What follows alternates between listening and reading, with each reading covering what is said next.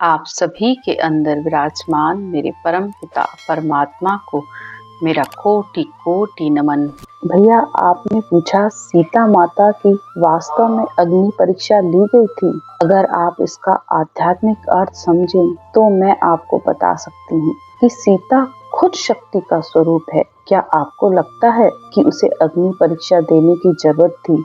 नहीं, क्योंकि सीता का आध्यात्मिक अर्थ शक्ति है। तो शक्ति तो हर इंसान के अंदर प्रकृति के रूप में है और हर इंसान, हर मनुष्य अपने जीवन में हर समय अग्नि परीक्षा देता ही रहता है, चाहे रिश्तों में, परिवार में, चाहे समाज में, चाहे अपने काम करने की जगह पर।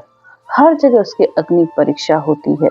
तो भगवान राम भी हमें यही समझाना चाहते हैं कि वे अवतार होकर उन्होंने परीक्षा दी है। तो इसका आध्यात्मिक अर्थ यही है कि जैसे हम लोग परीक्षा दे रहे हैं तो वे इसी ज्ञान के अनुसार ये महत्व समझाने की कोशिश करते हैं कि सीता माता वन में रही, फिर उसके बाद रावण के पास रही, तो उसने इतने सुख दुख भोगे, वह उसकी अग्नि परीक्षा के समान थे। तो इसी तरह मनुष्य भी अपनी हर जगह अग्नि परीक्षा देता रहता है।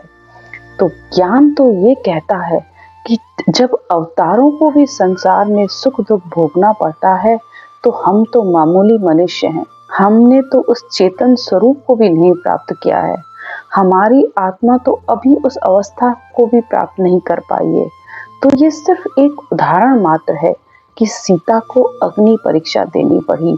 ये सिर्फ ज्ञान के महत्व को समझाने के लिए दिया गया उदाहरण है। इसका मतलब ये बिल्कुल नहीं है कि मैं रामायण को नकार रही हूँ। नहीं, राम मेरे पूजनीय, राम मेरे इष्ट हैं।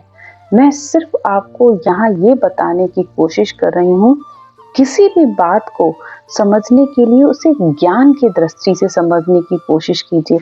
उसका आध्यात्मिक अर्थ समझने की कोशिश करेंगे तो सब कुछ आसान हो जाएगा। आज की चर्चा यहीं तक। राम राम।